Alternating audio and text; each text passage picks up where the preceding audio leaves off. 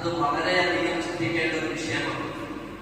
എന്തെന്ന് വെച്ച് കഴിഞ്ഞാൽ റമദാനിനെ തീരെ പരിഗണിക്കാതെ തീരെ അലസമായിട്ട് അതിനെ തള്ളിക്കളയുന്നവർ ഉണ്ട്. അവരോടൊക്കെ വല്ലാത്ത നഷ്ടമാണ് എന്നല്ലാതെ വേറൊന്നും പറയാൻ.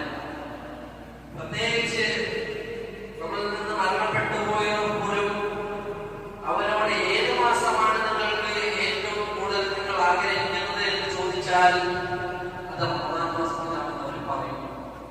കാരണം ഖുർആൻ ഇറങ്ങിയ മാസം, അതുപോലെ തന്നെ ധാരാളം കൂലികൾ കിട്ടുന്നതായ ഒരു ദിവസം, ഒരു മാസം കൂടിയാണ് റമദാൻ മാസം.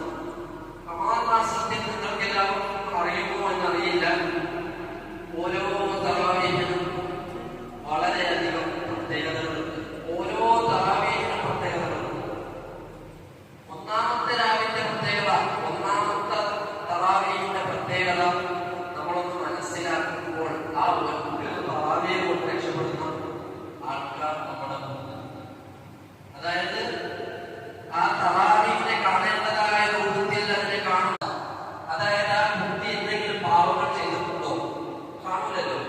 അതുപോലെ ഒരവസ്ഥ ഒന്നാമത്തെ തറാവീഹ് നമസ്കാരം സ്വീകരിച്ചിട്ടുണ്ടെങ്കിൽ ഒന്നാമത്തെ തറാവീഹ് കൊടുക്കുന്നതായ പ്രതിഫലം ആ ഒരു പ്രതിഫലമാണ്. ഒരു കുട്ടി ജനിക്കുമ്പോൾ എങ്ങനെയാണോ പാവമുക്തനായിട്ട്, പാവമില്ലാതെയാണോ കുട്ടികൾ ജനിക്കുന്നത്, അതുപോലെ പാവമുക്തനാക്കപ്പെടും എന്നതാണ് ഒന്നാമത്തെ തറാവീഹിന്റെ പ്രത്യേകത. ഇതുപോലെ ഞാൻ മനസ്സിലാക്കി ഞാൻ പറഞ്ഞുതരാനുള്ള കാരണം നമ്മൾ ഓരോരുത്തരും മനസ്സിലാക്കണം. ഓരോ അമലും വളരെയധികം പ്രതിഫലമുള്ളതാണ് എന്ന് നമ്മൾ മനസ്സിലാക്കണം. ഇനിയുള്ള ദിവസങ്ങൾ ആ തറാവീഹ് നിസ്കാരങ്ങളെ കൂടുതൽ ഉപയോഗപ്പെടുത്താൻ